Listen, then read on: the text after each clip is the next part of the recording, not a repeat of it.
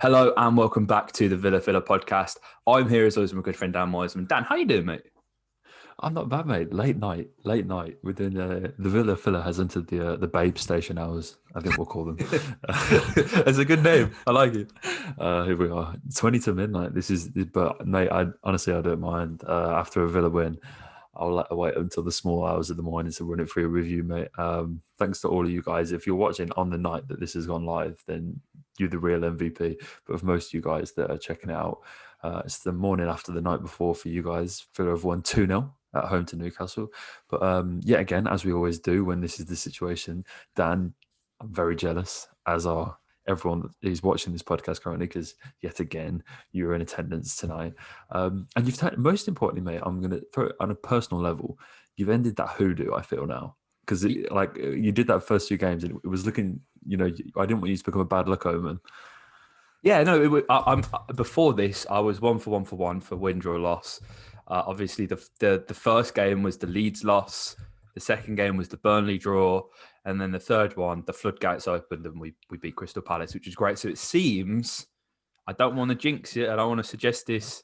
It seems I might be good luck, guys. Maybe, just maybe. Saying that, whilst I'm good luck, I've had an absolute mare in all the press conferences. So I have been without the luck, but thankfully Villa have had it all. And tonight, Dan, I think, given the circumstances, given the fact that Dean Smith was sat, in the director's box, and given the fact that we were out without Super John McGinn, with such a quick turnaround after what was a frustrating, not necessarily performance, but result against Manchester City, it's really important that we've come out of this with the full 3 points, Dan. This is a game that if you wind it back, a year around this time last year, we'd just beaten Watford 2-1 with that Konsa/Mings goal. I'll let you guys decide whose goal it was in the comments.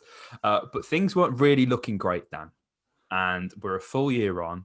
And actually, the question I wanted to ask Dean, but I couldn't because Zoom was inept, was, we've gone, Villa had gone from having no sort of real options to come off the bench, no attacking options.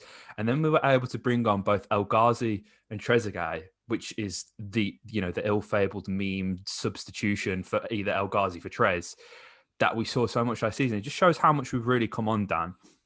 But throughout the evening, Villa caused, particularly in the first half, plenty of problems for Newcastle, notably down the left-hand side. And I'll run you through the average player positions when I throw it back to me, then after I've spoke to you. But for looking at it and just how Villa performed, again, the influence heavily comes from that left-hand side for Villa, don't it, Dan? Yeah, and you're absolutely right. And just before we get into it, it's interesting that you sort of referenced last season, because after tonight, we've now won as many Premier League games this season as we did in the entirety of last. Wow. Which seems crazy, doesn't it? Absolutely. But no, you're absolutely right, mate. And this, we were, I think, heavily dependent on a few different areas, and the fact that you've referenced the left-hand side doesn't surprise me greatly. But I think the one thing that I was most impressed with tonight is that I don't ever felt, well, I say impressed with, but sort of perhaps that's not the right word, but maybe encouraged by, is the fact that I never really felt Villa got out of third gear. There was never a moment where I was like, yes, this is Villa at full pelt, swashbuckling, all-out football that we know we can play. I don't think we see it perhaps as often as we would like, and I don't think we saw it tonight, but I think that's almost something that you can be confident in that there were a lot of very good individual performances. I'm not saying that, anyone played particularly badly, but I just think as a team, it wasn't quite 10 out of 10 full pelt attacking football. But we still managed to be very comprehensive, very dominant, and as I imagine you're about to give me the rundown of, Dan, some players really stood out tonight. Absolutely. And, down that left-hand side, as we alluded to, Newcastle really played right into Villa's hands, which I'd have expected anybody who was, looked at Villa this season and thought, right, Jack Grealish plays on the left.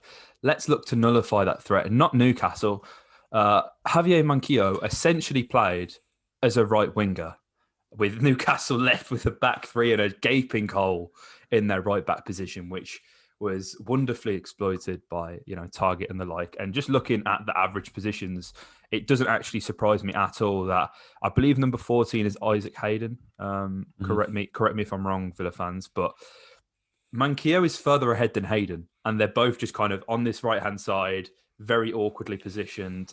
You can have a look on who scored for that, but there's acres of space between where Jamal Lascelles is and where Javier Manquillo should be, there's absolutely no reason why that should have happened. That Newcastle's only real tactic for the whole game was that deep cross from Manquillo to the back post to Andy Carroll, who I can't believe we're still watching Andy Carroll play Premier League football in the year 2021, Dan. I almost said 2020 then.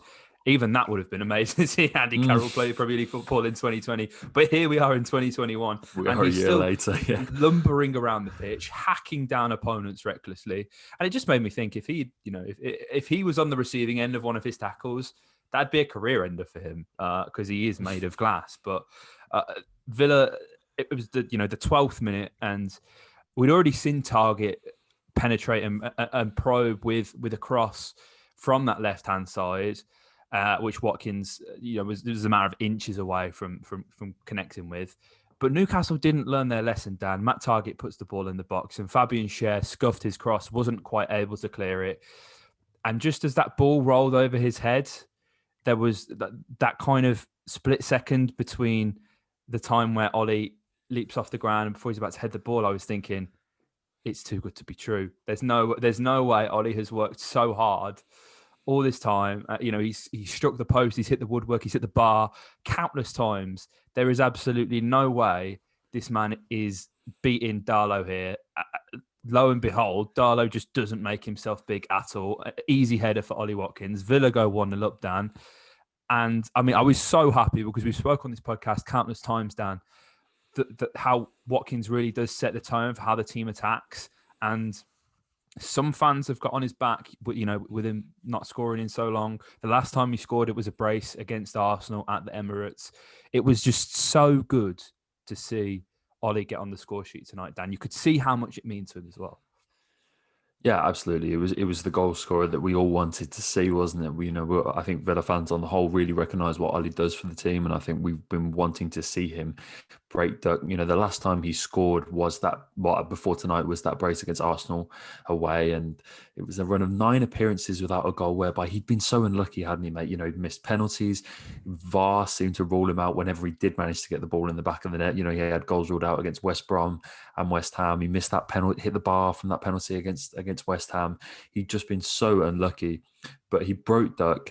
It was fortunate, yeah, but those are the goals that you need to break those streaks, aren't they? You often hear strikers reference those kind of opportunities whereby if you're in the right positions at the right time, if you just keep doing what you do best, then the chances will fall to you. You will just, that little bit of luck that you need will come your way. And Ollie got that tonight.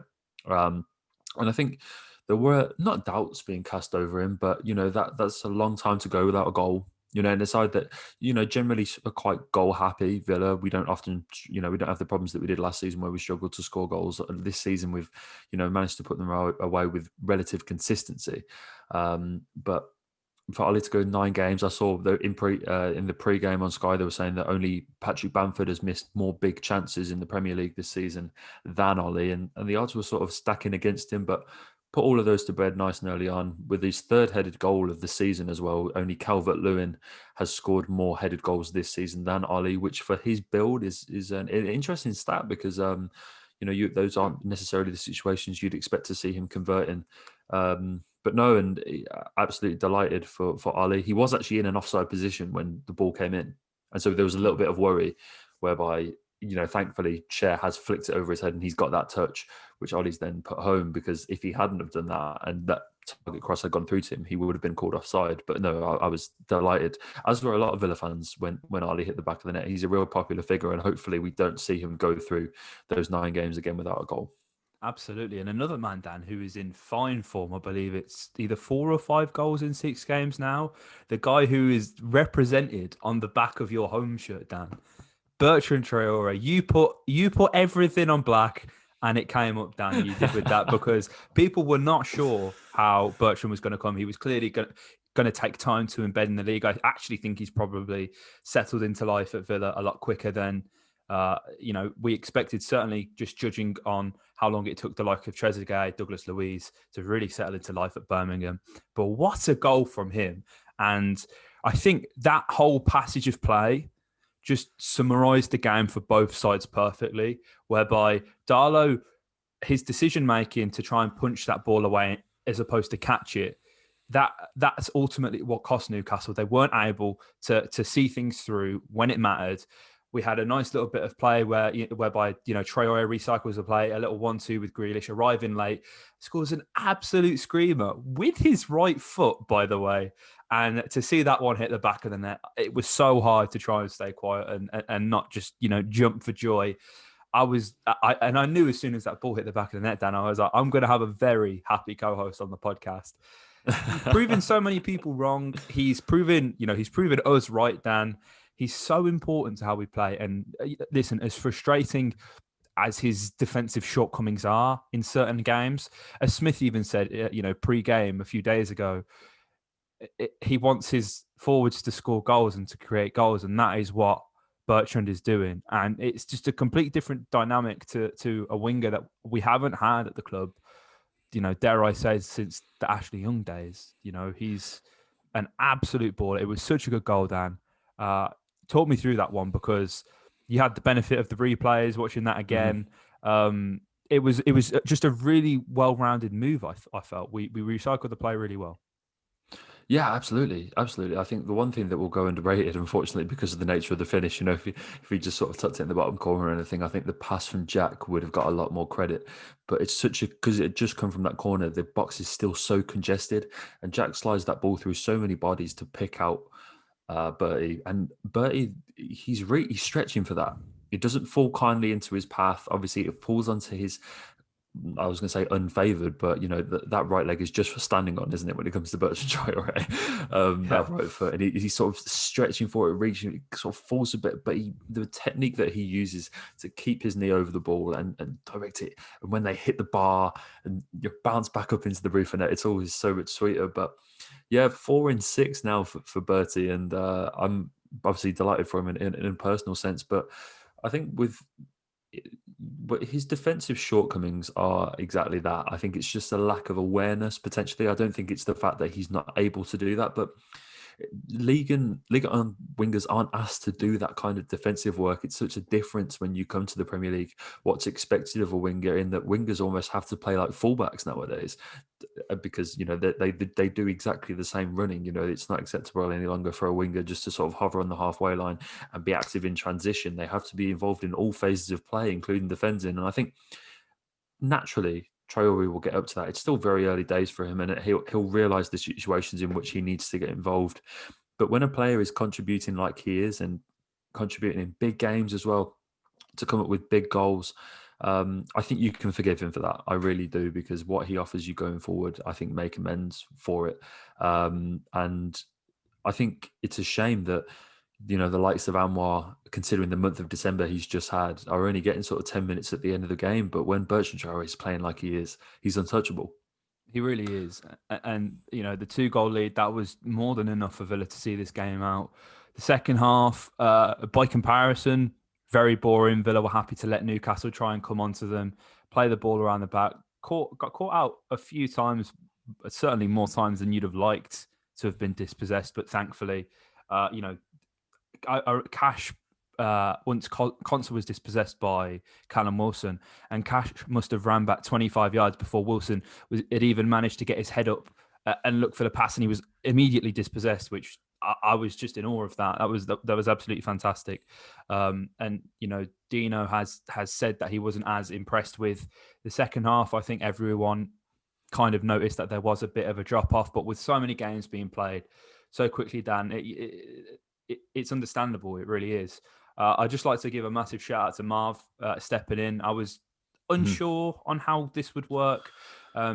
I did think that we may have seen Jacob start purely because I expected Newcastle to deploy a low block, have 10 men behind their ball, which, to be fair, they didn't really do for large portions of the game. They just didn't really do anything. Like they didn't defend for their lives, but they also didn't really put Villa under pressure. They were kind of just standing there. I don't really know how to describe it. So we pride ourselves on like analysis on the Villa podcast, but I don't really know how to analyze it other than they just kind of stood in. Maybe they were trying to play offside. Mate, Steve Bruce, that's the analysis. There you go. You're absolutely right. And I have notes on this as well, actually. And one thing I was most surprised with Newcastle is how high they intended to press us. Like when we had goal kicks, their strikers were right on the edge of our area. And I really didn't expect that. But that really exposed two things. One, the midfield and defence for Newcastle, which was like a sieve. And I think that will explain why you saw Javier Manquillo so high up the pitch in your average positions, is because he wouldn't have known what to do. Newcastle, the triggers were all over the place, and it left that midfield and defence so exposed, and it meant that Villa could play ultimately at about 60% possession and comfortably pass through Newcastle at points. Sorry, 60% capacity. Probably would have been at 60% possession as well, actually, and just pass through Newcastle. But it also highlighted, if you have a bad press, it's a coaching matter. And that exposed completely incoherent tactics from Steve Bruce, in that, that is really how you can figure out how well a manager is able to coach his players, because setting up a good press is really difficult. Setting the zones in which you need to press, setting the situations, the triggers on when to go, which player goes where, which players drop in, and all that sort of thing. If you can really set it up, it's a really big tactical move. And Newcastle were a mess. And that, for me, I think, shows up the kind of manager you're dealing with in Steve Bruce, in that he completely failed to set that up. And you're right in saying that it was just a mess, mate. I don't think Newcastle players knew whether to come and go. And just generally, to sort of briefly touch on the Newcastle performance, and I tweeted this off the account, in that I just sort of felt sorry for Newcastle fans, because it looked so much like the Villa that we knew. Just these sort of a barrage of hopeful crosses whenever you got the players not knowing whether to come and go, not being clear on their roles, just incoherency across the team. It just reminded me of the Villa sides of old. And you do feel for Newcastle fans, because I've been there, and it's just hopeless, isn't it? Yeah, it's not great. They looked devoid of motivation as well. There were times in the second half, as I say, where they did try, and I think when Saint-Maximin came on, he attempted a handful of crosses, didn't really manage to do as much with them. But it's classic Steve Bruce. It's a classic Steve Bruce situation. Listen, if you want to hear two guys rant about Steve Bruce, just watch any of our podcasts from the Championship days. Like, that's essentially what the podcast was. Thankfully, Villa saw the light, and we've now got our Lord and Saviour, Dean Smith, in charge. I'd be interested to know, actually, and maybe I can't ever imagine anyone, publicly coming out and saying this, but, you've got someone like Elmo who has played under Steve Bruce for God knows how many years. I'd be interested to hear someone like his perception on how, life is under Smith versus Bruce. That'd definitely be an interesting discussion to be had, which I can't imagine ever will be had, because I imagine he does have a lot of respect for Steve Bruce, which is absolutely fair. But Dan, a point that you made before we came on the podcast about Douglas Luiz and a certain Instagram post that you'd seen from him in his caption. Before you go into that, I did want to say I thought Douglas Luiz played really well. I thought more so in the first half, where we saw Villa really come on to Newcastle. He helps. The transition is so smooth with him, and we see it anyway when he plays as the six. But having the double pivot of Marvin Douglas obviously allowed Douglas to have the license to be the John McGinn of this side, let's say, and really bring the team forward. And I honestly felt that first 45 minutes, I felt like I was watching Douglas Luiz play for Brazil, and he was in that kind of double pivot with a Casemiro or a Fabinho. He really did. We saw the best of him. The ball sticks to his feet. He glides forward when in possession. He sets us up really well. Plays interesting balls. He's the complete midfielder. He's absolutely perfect. Which is why I'm a bit confused by this Instagram post that you told me about, Dan. Yeah, well, he's put it on Twitter as well, actually, now, Dan. And I like, just whilst I'm talking about this, I advise you to go and check it out, because he put the same thing on Twitter, just saying that fans can rest assured that he knows that he lost more balls than he should. And you're absolutely right, Dougie. The thing is, he was only dispossessed once. He had a 90% pass completion rate. I think he tried 67 passes, 60 of them came off. So, don't be too hard on yourself, Douglas. And that's what Jack Grealish has replied. Jack Grealish is in the reply saying, "Calm down, Dougie, we've won." I've just seen that. Have you seen that? There's a really funny reply from Dougie, which shows Jack's face when he got substituted off with the caption that my face when they call me to eat whilst I'm in the Call of Duty match. And if you follow Douglas Luiz on Instagram, you know he loves his Call of Duty. Big Warzone player. Big Warzone player. But no, it was an interesting role for Dougie because Marv is obviously that deeper line player out the two. And I think that we saw Douglas in some more advanced positions than perhaps he's used to. Usually he's the one anchoring that midfield in 4-2-3-1. But no, Douglas was a little bit higher up. So it was a slightly unfamiliar role, but I thought he did it really well. Again, I thought he was not an eclectic Douglas Luiz performance, but he did what was asked of him really nicely. But yeah, out of that midfield too, you're right in saying that Marv was the one that deserves all the plaudits tonight. He just a lot of question marks around Marvelous in recent seasons have been around his passing. Yeah. And whilst he's not a risk taker, he doesn't play, he hasn't got the ability to split lines and cut through passes and release strikers and wingers onto their fullbacks or centre backs with his passing.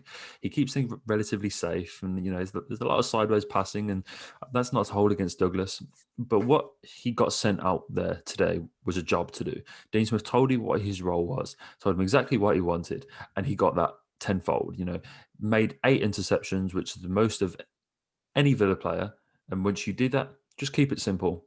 Nice passes, lay it off to the ball players, give it to Jack, give it to Douglas, give it to Ross, and let them do the work. And he did that. He misplaced just one of his 65 passes today against Newcastle. And that, for me, was just a player who had a clearly defined role, knew exactly what he needed to go out there and do, and just did it. No questions asked, no booking, not too many fouls. And for me, that shows a side to Marvelous, which again is going to be, when you look at the players who have come on in leaps and bounds, you're going to look at your El Ghazis, your Trezeguets, your Matty Targets, who we're going to come on and talk about because what a performance that man put in tonight.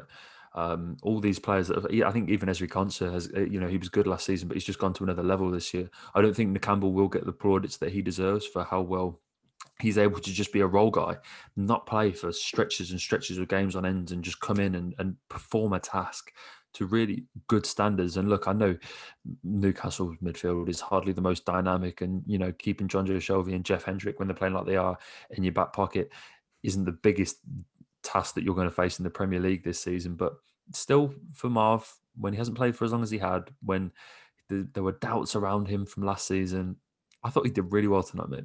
He did, and he must have outjumped Andy Carroll on 3 occasions to win headers in the first half as well, Dan. It was, I couldn't quite believe it when I was seeing it, but, it just comes, we've spoke on podcasts before, Dan, saying that the depth is still a concern, and we're looking, we're hoping to add to that with a Sanson when he, when that move gets done. And you can see Villa are clearly trying to take this squad forward, but it's really good that we can actually rely upon someone like Marv to step in when it matters, because this game could have easily been a banana skin. This could have been the game where Villa slip up without a win since Boxing Day. Obviously, haven't played for so long as well. Psychologically, a game in hand means nothing. Points on the board are what matters, and that's going to be on the back of the players' minds. Like, look, we're playing catch up. We've got to win these games if we want to finish at this certain place. We've seen players vocalise where they want to finish. We've seen that from Emi, that he's hoping for Europa League football. So it's really important that that we're getting the best out of the squad, and I think we are. And obviously, we're looking to make additions, which is absolutely fantastic. But Dan, to talk about Matt Targett, as you just alluded to there, before we kind of speak a little bit about Burnley and wrap this podcast up, I just feel like every week I'm like, I was just so stupid last season for saying everything I said about Matt Targett. I mean, I stand by the criticism. I think this criticism was very valid, but I have to give him the plaudits and the recognition, because his games come on so much. I don't ever expect Matt Targett to now be caught out with the slide ball behind him, caught looking over his shoulder. This is a completely different player that we're talking about now, Dan. Mate, and this is... it's funny the wording that you use there, because I again, sort of bit of a selfless plug for Heart of the Holte, but again, I tweeted off the account earlier that to say that he's come on almost feels like disrespect. he's a completely new player, as you just said. Like the Matt Target of last season, it feels like who are you? And He's in what a have you done basement with locked up, Tiggs? mate. Like Like, he's gone. where is this guy? With this identical sin that you puts out of nowhere.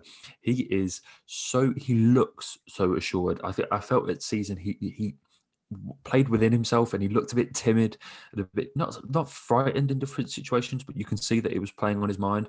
But he looks so confident, so assured, so strong in the tackle. And the stats back it up, really.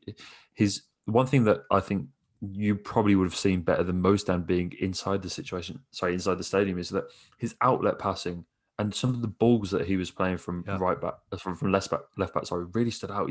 Completed 54 of his 59 passes, and when you're playing passes from wing back, they're not easy.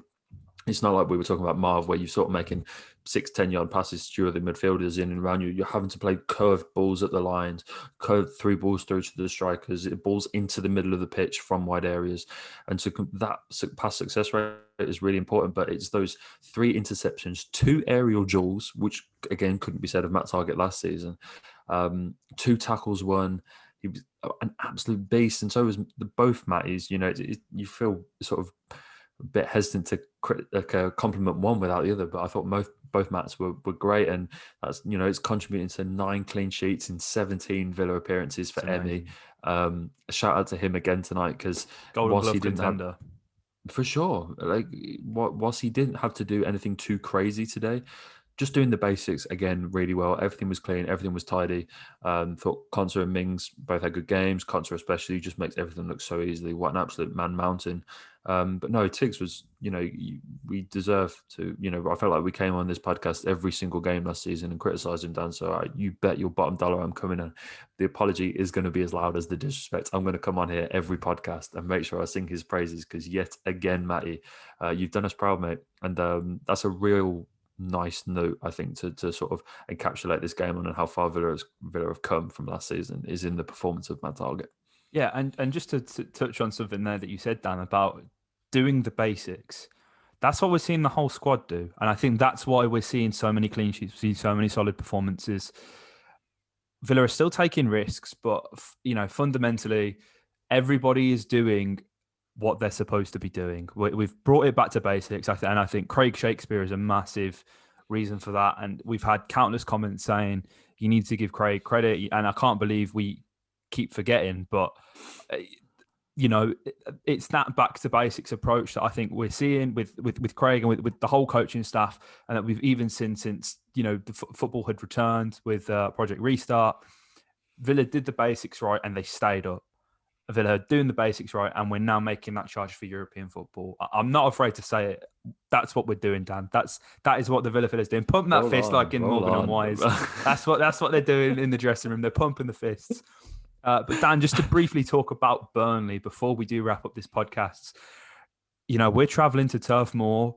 They're coming off the back of an amazing 1-0 away win against the champions Liverpool, courtesy of an Ashley Barnes penalty. I'm not too worried about that performance, because we've seen how Burnley have performed just generally over the course of the whole season. And look, Villa had 34 odd shots on target against them at home not too long ago, Dan.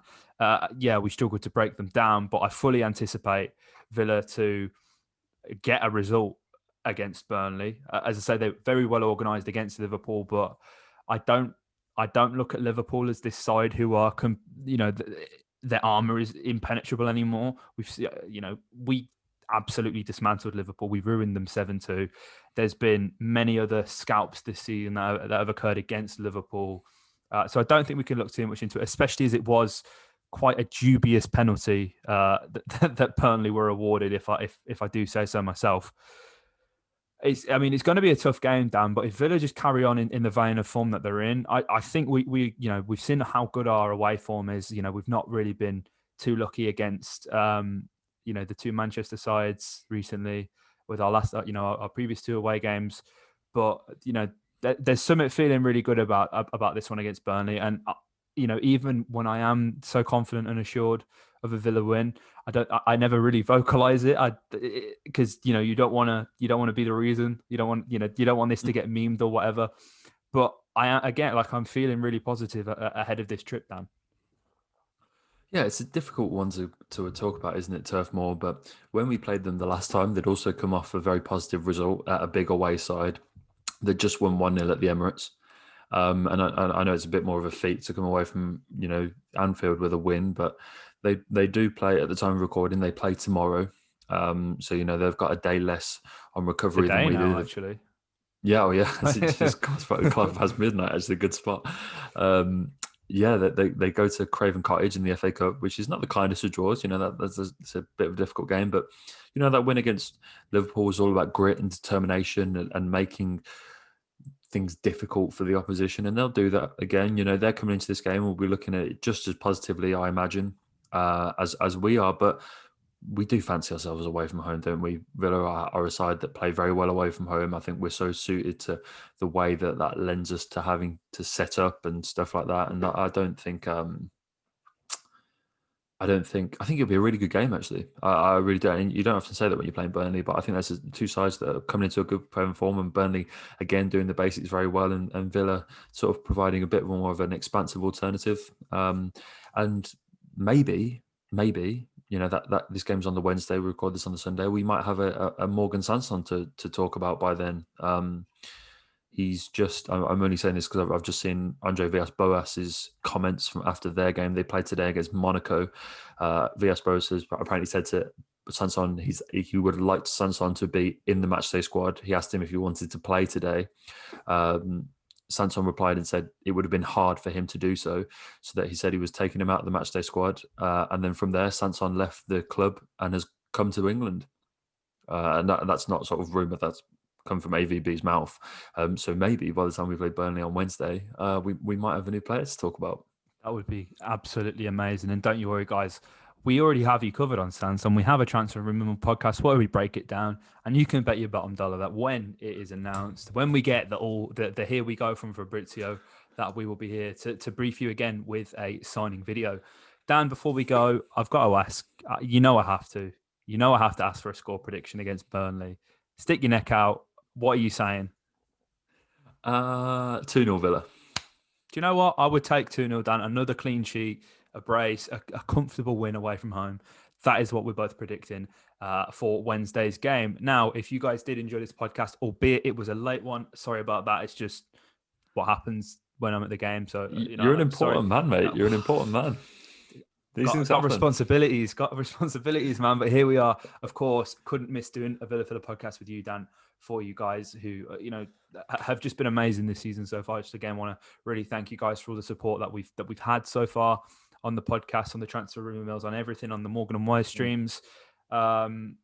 Maybe we'll do another stream on Monday for you guys if you're feeling that, Dan. As we have had a fair few comments about that. So probably around 7:00 on Monday, Dan and I will be live streaming Morgan and Wise, our Aston Villa Football Manager save. So if you want to join us live, it'd be really good. We have like a nice Q&A essentially for an hour and a half, 2 hours. Speak about football, speak about Villa, speak about everything, Dan, really. So if you have any burning questions that you really want to ask Dan and I, hop into the chat, come watch us play Football Manager. It would mean the most. If you enjoy this podcast, hit the like button, comment your thoughts below on the result. Let us know who your man of the match was. For me, Ollie Watkins. Dan, who would you say man of the match? I didn't ask you that. Yeah, I think we've got to give it to Ollie.